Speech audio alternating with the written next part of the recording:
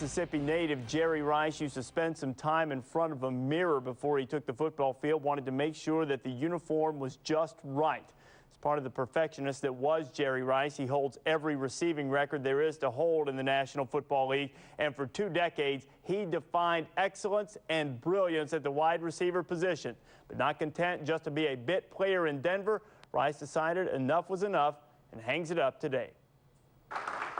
Wow. Never thought I would see this day, but it's here now, and I, you know, I feel pretty good about it. I like to basically say thank you.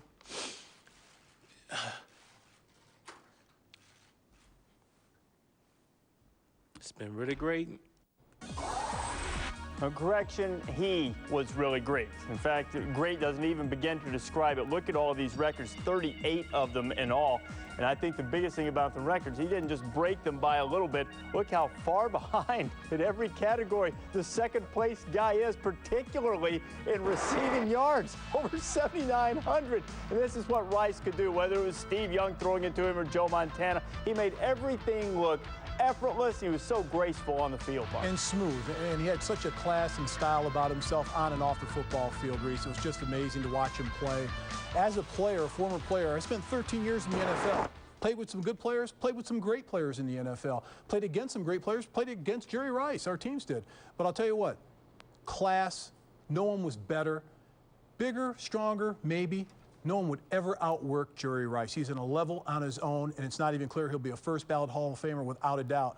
And with my opinion, I think the San Francisco 49ers should sign him to a one-day contract because we will all remember Jerry Rice as a San Francisco 49er, the best that's ever played the position. Now, when he came out of college to knock, they were worried about the time on the stopwatch. He had football speed. Forget that. Worry about it? Not so much. Not after a while. Hines Ward is a receiver who's still playing for the Steelers. He's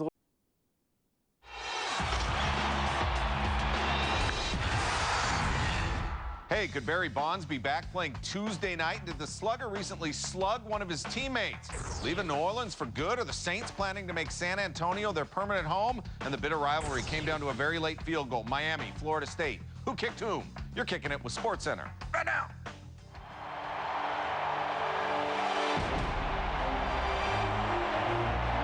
Number 80, Jerry Rice. Touchdown. Oh, you can't do that. He can.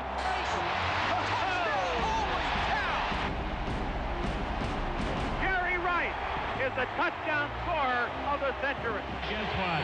Another touchdown. Just another touchdown. Out in front is the incomparable Jerry Rice. Great diving catch by guess who? Number 80. The flash is back. Makes it look so fluid, so easy. This might be another highlight catch here. He is remarkable. The best that ever played, Jerry Rice. What's up? Welcome to SportsCenter. With Neil Everett, I am Scott Van Pelt, and on Labor Day, most of America enjoys a day away from work. Barry Bonds about to get back to his, while the greatest wide receiver of all time says his body of work is complete. Jerry Rice's work ethic was legendary. He leaves the NFL as a legend. Here's Bob Holtzman. Well, I said I wouldn't do this.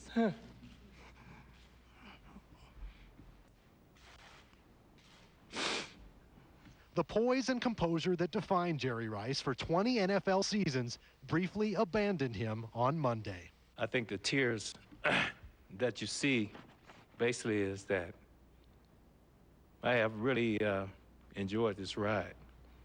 It's been great. It's been fantastic. Rice made the decision to retire over the weekend after Broncos head coach Mike Shanahan told him he dropped from 3rd to 4th on the depth chart. I could not guarantee him, being the 4th wide receiver, that he would dress out every game. And I told him that I'd still love him on his football team, but you got to think about that role if you'd like to play that role. I know you can be productive other ways, but, you know, I felt I had a better chance if I was on the football field. So 1 month shy of his 43rd birthday, Rice left the Broncos training complex and set off to do all of the things his obsessive year-round training program never allowed him the time to do. The first 10 years, my wife and I, we didn't take a vacation because after the season, I went right back into my regiment. And the thing that was interesting to me was the off-season program. One time I said, Jerry, what are you doing? He said, well, I'm looking at film. I said, well, who are you studying? He said, I'm looking at the top 10 receivers in the AFC and the top 10 receivers in the NFC. He said, I don't want any of these young guys ever to catch me. It's likely no one will ever catch Rice. As for life after football, Rice says he may do some broadcasting, but plans to spend most of his time with his 3 children. In fact, one of the first things he'll do this week is fly to Washington, D.C. to visit his oldest daughter, who just started her freshman year at Georgetown. In Inglewood, Colorado, Bob Holtzman, ESPN. Jerry Rice's NFL resume began when the 49ers drafted him in the first round out of Mississippi Valley State in '85. Resume ends as the league's record holder for touchdowns, 208. That's 33 more scores than second place on the list, Emmitt Smith. Rice, 197 career touchdown catches. That's 67 more such catches than Chris Carter, who is second with 130. Receiving yards, that's another Rice record. His total of 22,895 yards receiving is nearly 8,000 yards better than the second best total held by Tim Brown. Rice holds the all-time. Rice's NFL resume began when the 49ers drafted him in the first round out of Mississippi Valley State in '85. Resume ends as the league's record holder for touchdowns, 208. That's 33 more scores than second place on the list, Emmitt Smith. Rice, 197 career touchdown catches. That's 67 more such catches than Chris Carter, who is second with 130. Receiving yards, that's another Rice record. His total of 22,895 yards receiving is nearly 8,000 yards better than the second best total held by Tim Brown. Rice holds the all-time receptions mark with 1,549 career catches. That's 448 more catches than second on the list. Once again, Chris Carter. Rice got his mitts on a pass in 274 consecutive games. That's 91 games better than the old record set by Art Monk. 91 games. That's nearly 6 full seasons. Steve Young had the pleasure of calling Rice's number. There was rare qualities. I think Michael Jordan had them too. Great work ethic plus superior talent. That's what you start to see when you see those two things come together. Why Jerry Rice was able to do all he did, he has to give credit, I think, to being with a great organization. He was a superior route runner. He was very exacting in what he did, how he lived, how he practiced. And our offense throughout all those years was very exacting as well. It wasn't a free flow, hey, you go out there and get open. It was very exact, and I think that played to his strengths very much over the years. Is Jerry Rice the best athlete ever? Well, his 208 career touchdowns are 82 more than the previous record set by Jim Brown. That's 65% of the previous record. You compare that to Kareem, 22%, Gretzky, 11%, and Aaron, 5% over Wilt, Howe, and Ruth. Michael Irvin with his thoughts on Jerry Rice. Jerry was everything. I still say to this day he's the greatest football player to ever play the game. And Jerry, he transcends time. He transcends time. He is Jesus and Cleats. He's always open, and he's always pulling out miracles on the football field. All right, is Jerry Rice the greatest player in NFL history? We asked Sports Nation, and 4 states say so, 45% say so. Among the states saying so, Hawaii recognizing Jerry Rice's greatness.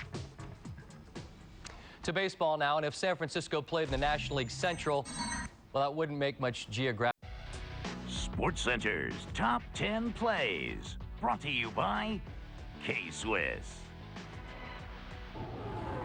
Jerry Rice, it's all you, baby. Number 10, we begin with the end. December 19th last season, the 197th and final touchdown reception. In all, he had 208.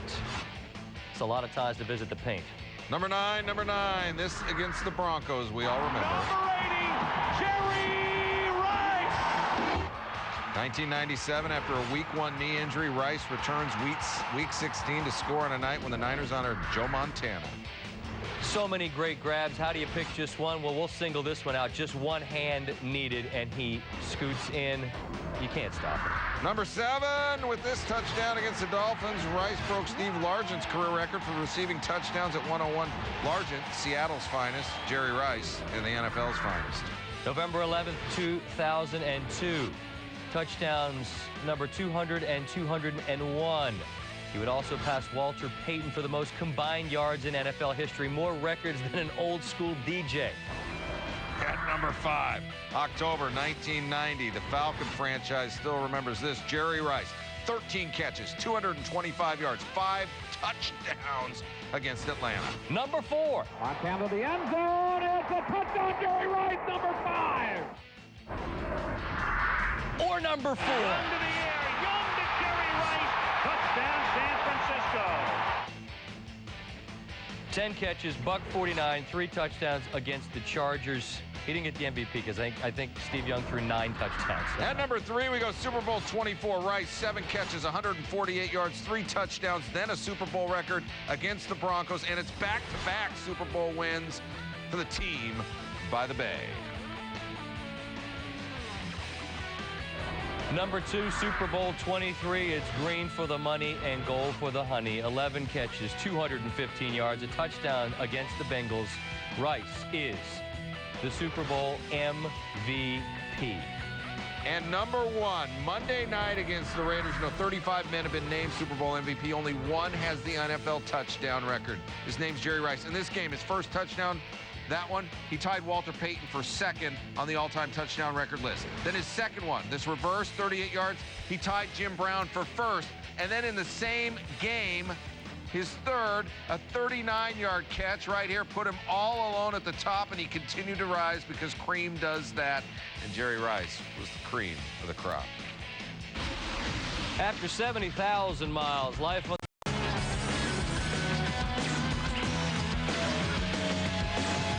How's it? Welcome to Sportcenter. Huddled up with Scott Van Pelt. I'm Neil Everett. We are going batty over Barry Bonds' season debut, but it is Monday night. And it is an NFC Championship repeat, which means Michael Vick shares the field with Donovan and T.O. More angles here than a rhombus. Here we go. Let's do it. Terrell Owens and Donovan McNabb, a dynamic duo like Brock and Chest. Getting ready to roll. Jeremiah Trotter and Kevin Mathis not on the same page.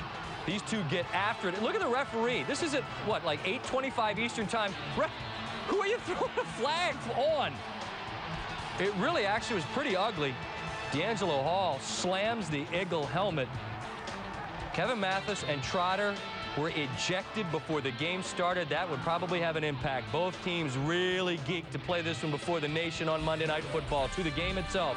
First quarter, first possession for the Eagles. McNabb, Terrell Owens, here we go.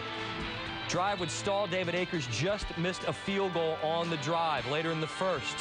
It's McNabb looking deep for Owens. On the play, he gets picked off by D'Angelo Hall. This guy was a playmaker at Virginia Tech. He was always a threat to take it to the house. He runs it back 35 yards. McNabb shaken up on the play. Chad Lavallee hits him hard. McNabb was hit hard throughout this game. Had to take the pads off. That's got to be scary, but he stretched it out, came back in the game. Later in the first quarter, Michael Vick escapes the rush. If you watch NFL Live, you know him affectionately as Algernon Darius Crumpler. 18 yards for the first. Next play, 1st and goal, Michael Vick. And if you don't know, now you know. Ball goes up in the air. You got no shot to catch him. It's 7-0 Falcons. Later in the first quarter, Michael Vick, who threw for a $156 on the night, gets 58 of them here. Throws a perfect deep ball to Michael Jenkins. He gets tripped up at the 1. T.J. Duckett would pound it in for the score. It was 14-love, Redbirds. Second quarter, McNabb for T.O. again, threw his way a ton. T.O. 7 grabs for 112 yards. That one went for 16. Same drive. McNabb to Westbrook. Great throw, great catch. Falcon lead cut to 14-7, but McNabb had to chuck it 45 times in this ball game. That's got to be too many throws if you're an Eagle fan. Third quarter, McNabb, still a 14-7 game, has to tuck it under. Patrick Kearney blows them up. Ball's on the ground. Recovered by the Falcons. Kearney's all fired up. Got to cash this in. Fourth quarter, Falcons trying to do just that. And they ran the ball well. 200 yards on the ground. Duckett to the paint. Kearney's thinking, yes, indeedy. Oh, no, he's not. He's thinking that's a flag. Play called back. Later in the drive, Brian Dawkins is arrowed. He comes in, and it's rare that you get an untouched shot on number 7. Vick fumbles the ball this time, and the Eagles recover. Ensuing drive. It's McNabb and Owens again. Say what you want about if they talk or they don't, if they communicate or they don't. They speak the language of quarterback and receiver. For the 33rd time in his career, Owens over 100 yards. Eagles settle for a field goal. It's 14-10. Buck 38. Still 14-10. 4th and 10 Eagles, and McNabb completes this one to Westbrook, but he is tackled short of that yellow line. What did we ever do before that yellow line was on the field? How did we live without it? so it's game over, right? But the play doesn't stand because take a look. Coach Reed is calling for a timeout. And you see the referee saying no, they call a timeout. So the Eagles, in a sense, get 5 downs. Falcons put pressure on McNabb as they did all night, looking for T.O. Can't get him. D'Angelo Hall saying you caught a bunch, big fella, but you don't beat us tonight in our house. Monday Night Football. A big win for Coach Moore and his team. They are now 8-1 at home since he's been the coach. So the Falcons win their 3rd consecutive season opener. They did it in large part on the ground, out rushing Philadelphia 200-51. Eagles lost the Super Bowl last season, and this is an interesting stat. The loser of the previous Super Bowl has now dropped 7 straight season openers. Mike Vick and company get the victory. Both teams had opportunities to make plays in the red zone. We both had turnovers when, you know, at opportune times when we supposed to capitalize. But, you know, things just didn't work out. But, you know, we just glad things went our way at the end. I think I'm one of the top corners in the game, you know, and I just think this game proved it. You know, I went out there, I knew what my assignment was the whole week. I prepared, I studied. You know, it just paid off for me. It's not frustrating that we lost. It's frustrating that, you know, we just weren't consistent. And, you know, we got some positive plays. We kind of shot ourselves in the foot. You know, we're making mistakes. And me being with the ball in my hands, you know, I just have to make quicker decisions. Atlanta Falcons become just the 5th team since the merger to win in Week 1 over a team that they had lost to in the previous season's conference championship. Ironically enough, it happened to them in '99 after they beat the Vikings the season before. But qu'est-ce que c'est le brouhaha? Sal Palantonio now with more on Monday Night Football. About 40 minutes before kickoff, while both teams were warming up, Falcons defensive back Kevin Mathis appears to gesture to 3 Eagles linebackers that they are invading Atlanta's side of the field. Try to kind of set some things to Kevin Mathis, and he, you know, kind of went at him and grabbed his face mask. I mean, and as his teammates, you know, we're going to protect him. Doesn't matter where we are, if we're in the parking lot or in the, wherever, you know, and it kind of got out of hand. They think they tough. I mean, that's the biggest thing. I mean, they come in here, they want to boss people around. Hey, this is NFL. I mean, there's a bunch of men around here, a bunch of testosterone. It's not going to happen. You're not going to come in this dome and disrespect us. And that's the message we sent, hopefully we sent to the rest of the league. It doesn't matter who you are. You're not going to come in this building. You're not going to bounce on our field. It's not going to happen, not in here. Moments later, Jeremiah Trotter confronts Mathis. The 2 tangle, and the line judge throws a flag. After reviewing a replay of the incident and consulting with NFL officials in the booth and New York, referee Walt Coleman advises the head coaches that Trotter and Mathis have been ejected from the game. You know, the ref said I threw a punch, but I didn't throw a punch. Clearly, the guy hit me first, and I tried to grab his face mask, trying to defend myself, and they tossed us both out the game. I'm surprised, you know, especially a game this magnitude, something that really was trash talking. You know, I think they went way overboard with it. Back in last season's NFC Championship game, the Falcons were held to 99 yards on the ground. On Monday night, with Jeremiah Trotter sitting in the locker room, Atlanta rolled up double that, 200 yards rushing. Ike Reese, who's played for both teams, said it was the difference in the game. In Atlanta, Sal Palantonio, ESPN. Joined now by Sean Salisbury. The Eagles brought Jeremiah Trotter back to stop the run. You heard Sal say they went for 202. So how big of impact was losing Trotter before this game? It was huge, Neil, and I'll tell you why. First of all, other than Brian Dawkins, there's no better leader on this defense than Jeremiah Trotter. He stuffs up the middle, and the difference in last year to this year for this football team and the last 8 games last year when he starts, and this is his replacement, Mike Labenjo, in the middle. Now, middle linebacker's got to get off blocks. That's number 59. Yeah, he's question mark, where is he? Nice job by the Falcons up front, but that's where Trotter would be. In the hole where Dunn runs through, first down, too many yards, Labenjo gets no hand on him. Again, Labenjo in the middle. Don't tell me one man doesn't make a difference on defense. You let a guard come out and get at your knees, keep you on the ground, that's your hole, where Jeremiah Trotter would be. Runs right through there, another big gain for a first down. Now this is brutal. First, great job by Dunn to set up the blockers. Cuts back inside. 59, that's called the dying cockroach block. You're on your back and you don't get a hand on Warwick Dunn. Don't tell me that having Jeremiah Trotter on the sidelines in street clothes doesn't matter. Huge 3 runs, and it has a lot to do with the fact that Trotter wasn't in there filling holes. All right, worth repeating. Last season's NFC Championship game, Atlanta rushes for only 99 yards, 202 yards total. Monday night, Warwick done better. That rush total by himself. Falcons racked up a total of 319 yards. Sean, how did Michael Vick grade out on you? Well, everybody put a muzzle on it if you got to keep telling me that Michael Vick needs to throw for 400 yards. Here he is, the trifecta tonight. Have a look. First one, not a designed run, but they had a couple defensive guys who had the angle. He runs right through him, runs through another tackle. But here's what I love.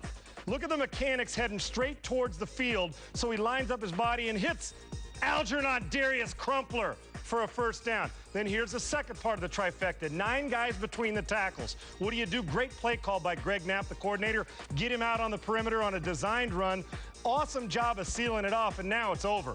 You get great blocks up the field. Warwick done leading, don't need to. Mike Vick takes it into the end zone. And oh, by the way, he can pass from the pocket, folks. Stands in there, great protection. And all those who wondered if he had a touch, there's 2 defensive backs. They've got him covered. Oh, and they got him covered again here. You couldn't walk out and hand it to Jenkins better than that throw. Great pitch and catch. That's the old triple-double he gives you. I don't care if he throws for 400 yards. As long as he assists, pass, run, do it all, I'll take Michael Vick any day of the week. Threw for 156, ran for 68. Now, the relationship, the salty relationship going into this one wasn't supposed to be Trotter and Mathis. It was supposed to be Donovan McNabb and Terrell Owens. So how close were they to being on the same page? Well, they were on the same page for a lot of the night. The key was that the big play did not happen, and the sideshow wasn't there, but it was D'Angelo Hall. You got to play T.O. at his game. Be physical with him, and then when he makes a catch, make the tackle. Good job by corners being physical. We don't normally see that. Keep everything underneath. I'll give him an 8 or 10-yard gain, but you're not going to break big tackles. My guys are going to come help and drag you down, and they did not only give up the big play, they didn't give up the touchdown. Another good job. He can have this, but we're going to punish him when he makes the catch, Neil. And then finally, you get up in his face and you make sure that Terrell Owens doesn't have the big play. That was a big part of this game, and Scott mentioned you don't throw 45 times and win. T.O., 7 catches, 112 yards, no scores. Last year, first game, fewer yards, 3 scores. Philly 9-0 when T.O. scored a TD last season. Coach Reed after the game. They've been fine on the practice field, so we didn't have any questions from our standpoint, and that's really all we care about. We don't really care what anybody else says. They're communicating, and we don't worry about proving anybody else wrong or anything like that. When we're on that field, it's all game related. You know, we're focusing on what we need to do together to get our chemistry where we want it, and we executed it a bunch of times in the game, but there were also some times where we weren't able to connect.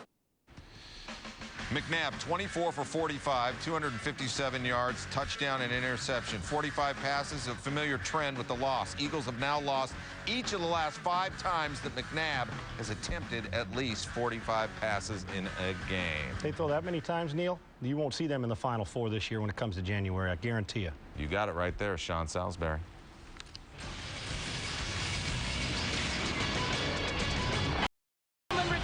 Naughty kid, blowing off your lid, Dante on the skids, and twins. I love a Martian with a fumble, a Carolina rumble, when seasons start to crumble, and twins. And I love you too, and I love you too. Here we go now. I love running up the stats, knocking off the Pats, the Detroit Pussycats, and twins. I love Owens getting popped, the Jags getting stopped, reeling it in to get the win. And I love week 2, and I love you too. And I love you too. And I love you too. Here's the football. Go.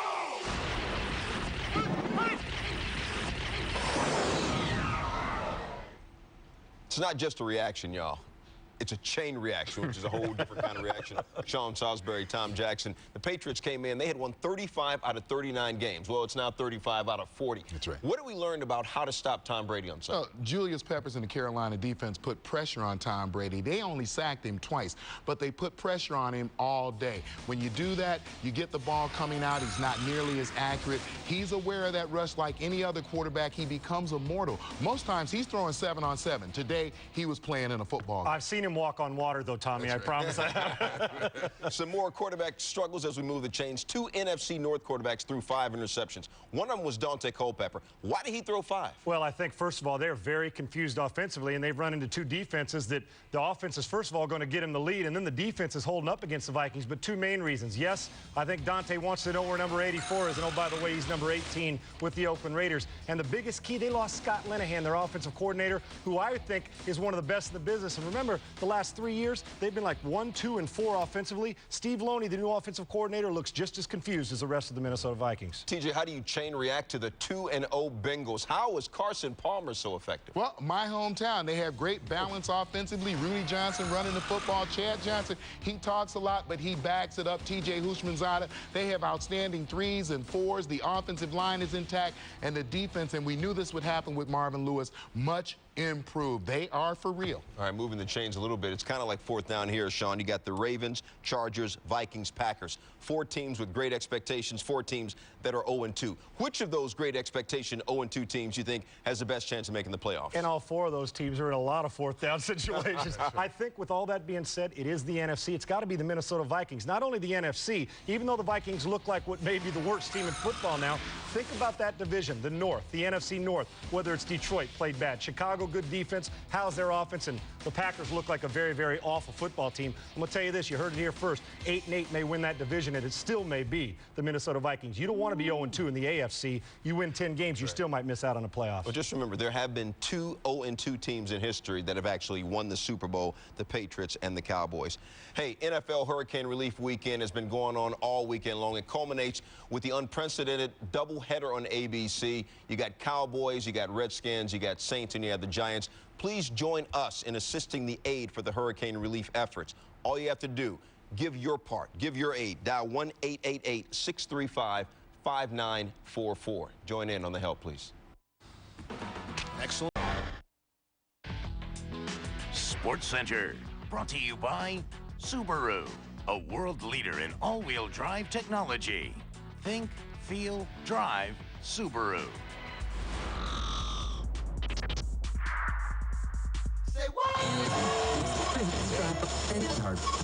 Palmer looking long. Got Chad out there at the 30, 25, 20, 15, 10, 5. Touchdown on the second play of the game. 70-yard hookup. Oh, he's going to throw to the corner of the end zone. He's got Jeremy Stevens down there. What a catch. Touchdown, Seahawks. Oh, my goodness. What a catch by the big young guy. Fires again, intercepted. It's Castle. 15, 10, 5. Castle, end zone. Touchdown, Brad Castle. Runs by a man to the 30, 35, 40, 45 midfield, into line territory at the 40. He's got an escort at the 30, 20, 15, 10, 5. Touchdown! Touchdown, Bobby Wade! Gilbert back to pass, throws. Hyden's got it. Over the 40, 45, 50. He's ahead of the field, 35, 30. Run, run, run. Hyden, 15, 10, 5. Touchdown! He is firing. He's got Owens at the 40. Owens at the 30. At the 20. At the 10. Carroll Owens for the touchdown. And he just puts the ball in the end zone, puts it down, and runs back. Hey, with Culpepper and Harrington both throwing 5 picks today, did you know Danny White and Jim Hart are the last 2 quarterbacks from the same division to throw 5 interceptions on the same day? That was back in 1980. Jim Zorn also threw 5 that day, but he wasn't in that division. Did you know? Brought to you by the multifunctional element from Honda. Where will it take you? You love football, and more is next in NFL Primetime. We out. Bye.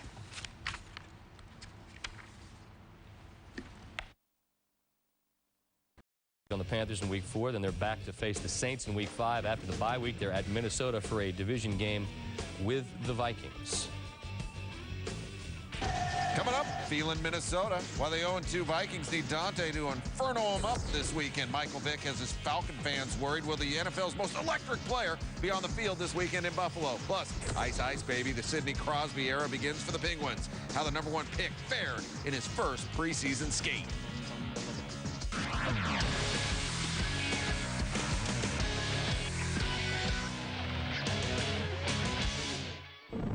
Hands. The Viking quarterback looking for his first touchdown strike of the season, and he may not have his top receiver this weekend against the Saints. Nate Burleson nursing a knee injury. Rookie Troy Williamson and former Seahawk Corn Robinson hoping to star.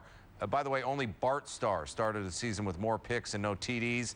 He won a Super Bowl that same season. Here's Rachel Nichols. The Dante Culpepper who dominated NFL defenses last season is gone, missing, lost. Last season, 11 interceptions total. This season, 8 in just 2 games. Every day I look in the mirror. Every morning I get up to brush my teeth. I'm looking in the mirror myself. And I tell you what, you look in the, anybody who really looks in the mirror, sometimes it'll scare you, you know, when you look at yourself and really get to thinking, you know. And I know, you know, I just gotta just relax and do my thing. It's been ugly. It's definitely been ugly. And again, we just gonna have to correct it. I mean, you look at our quarterback, I mean, again, you look in his eyes and you can just see, I mean, how disappointing it is to him because he knows he's a great player. It's tough. I mean, no way around it. It's tough. It's hard. But you know, I've been down before, and I'm gonna get up. Culpepper said that after watching film of Sunday's game, he realized he hasn't been running enough. He also realized he's panicked once his team is down. A rookie move from a veteran quarterback. You know, when you get down, it doesn't really help a lot to press, you know, to really try to make it all back in one play. You know, you just chip away, next thing you know, you're down by 1 score, maybe 2 scores. It's a Pro Bowl quarterback we're talking about. I'm sure he's going to be just fine. You know, the question is, are the other things going to be fine? I'm pretty sure, and I have no doubt because of his track record, that number 11 is going to be pretty okay. And the Vikings really do need Culpepper to be okay. After all, these are the stakes. In the last 15 years, 17 teams have made the playoffs after starting 0-2. But only 3 have made it after starting 0-3. In Eden Prairie, Minnesota, I'm Rachel Nichols, ESPN. Thanks, Rachel. Coach Tice getting the dreaded vote of confidence from team ownership this week. His Vikings desperate for a win this Sunday when they host the 1-1 Saints. Minnesota then goes to Atlanta before a bye in Week 5. Minnesota then has back-to-back divisional matchups with the Bears and the Packers.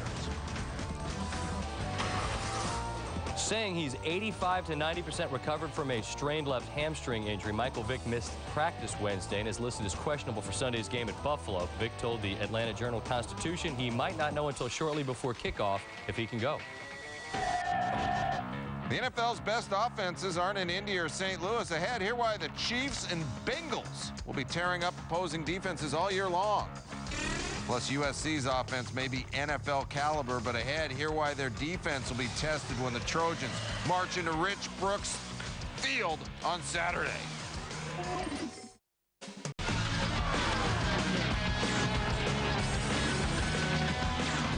Rematch of Super Bowl 38, possible preview of Super Bowl 40, Panthers-Patriots. Second quarter, Tom Brady to Will Weatherspoon, drinking some haterade. Great pick.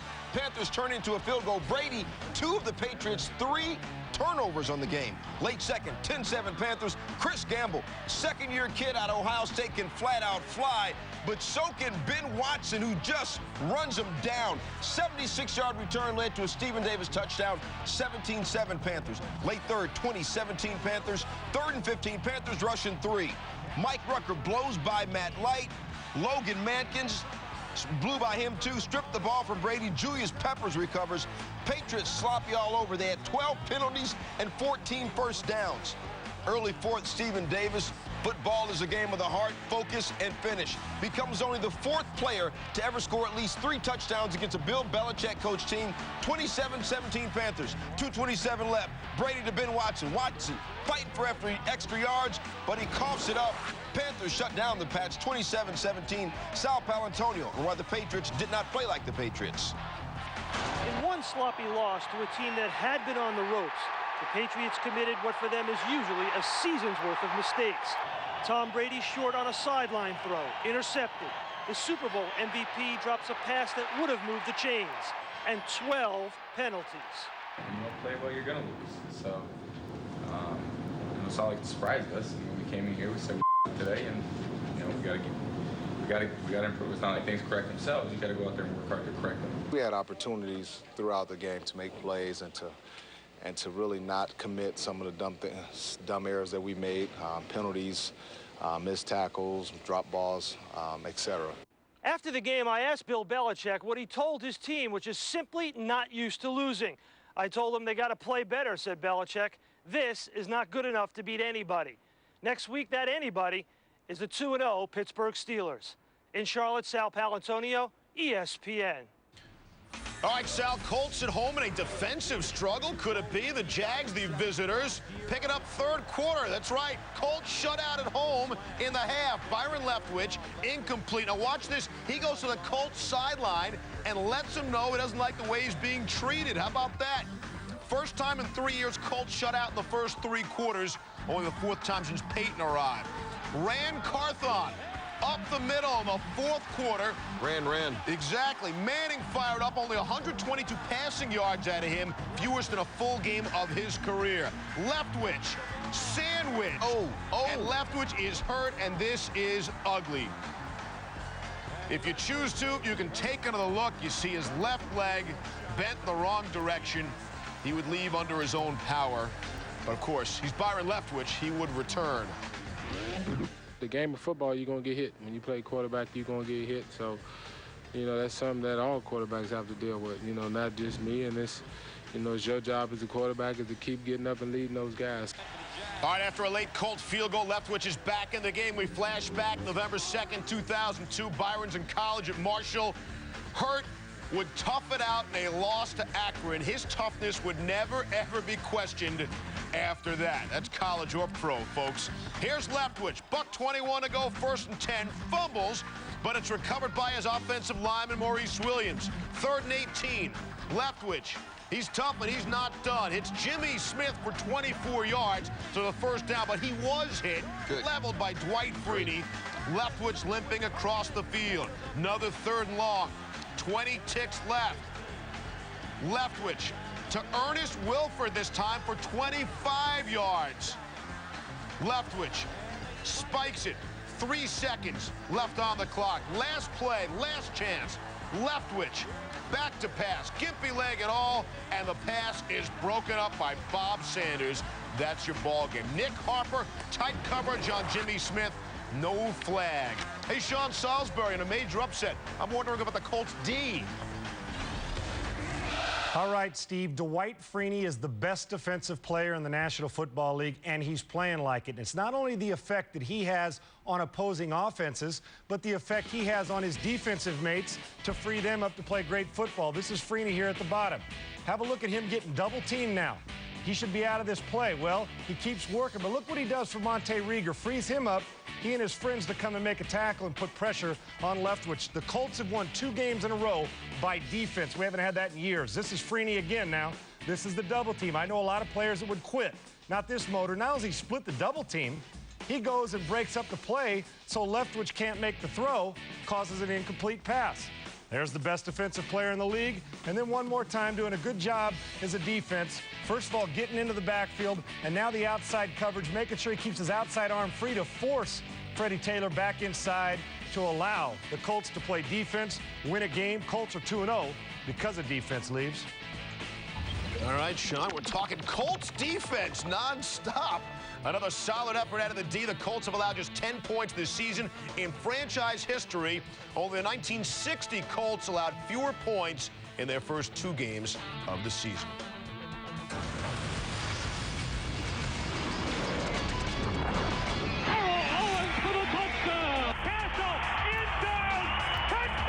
Touchdown on the second play of the game. Much more NFL Inside SportsCenter, including 2 QBs heading in 2 very different directions. Yo, Carson Palmer and the Bengals, them kids for real? Donovan and T.O. playing real well together on Sunday. Owens getting his game together against his former team. 49ers see what happened. And in the season's first race in the 10-man chase, NASCAR racing gets downright nasty, and not just on the track. You know, Michael, everybody thinks Michael's this good guy. He's not the good guy like he actually is. The caution was out. and he wrecked me. And he's a piece of shit.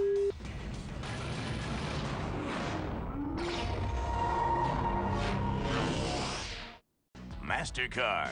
There are some things money can't buy. For everything else, there's MasterCard.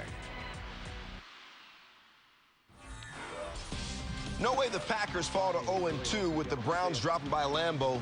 Emotional day, they retired Reggie White's jersey. His wife, Sarah, emotional. Before the game, Reggie's daughter, Jacolia, sang the national anthem.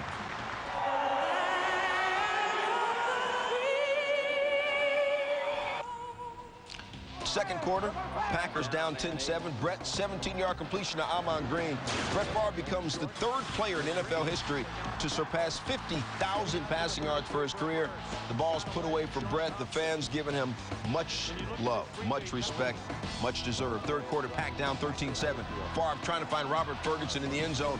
Picked off by Gary Baxter.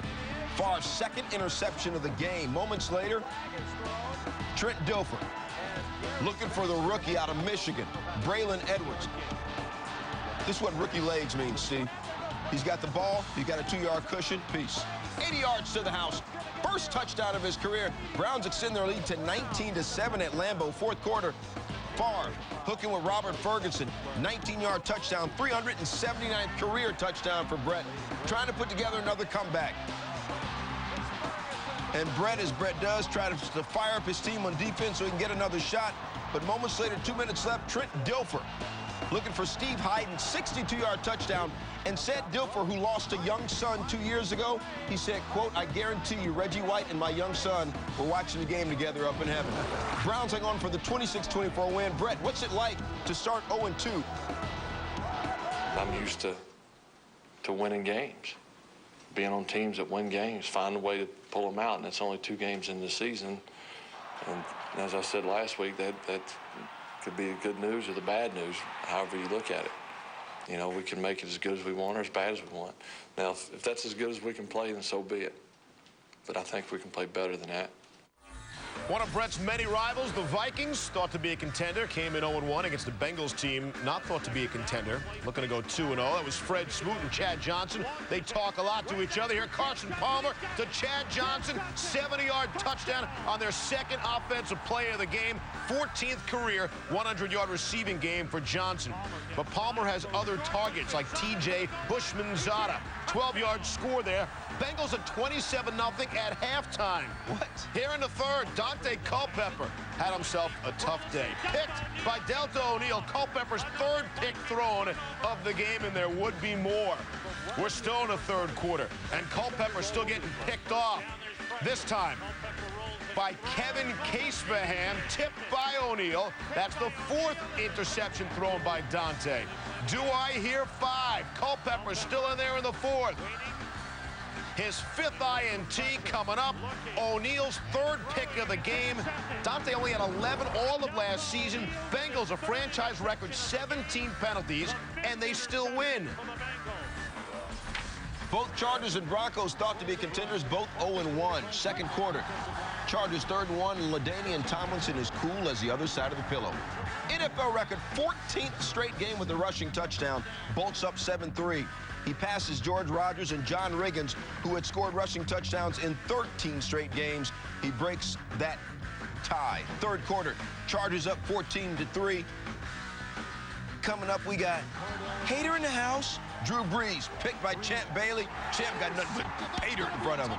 25 yards to the house. Denver now down 14-10. Champ's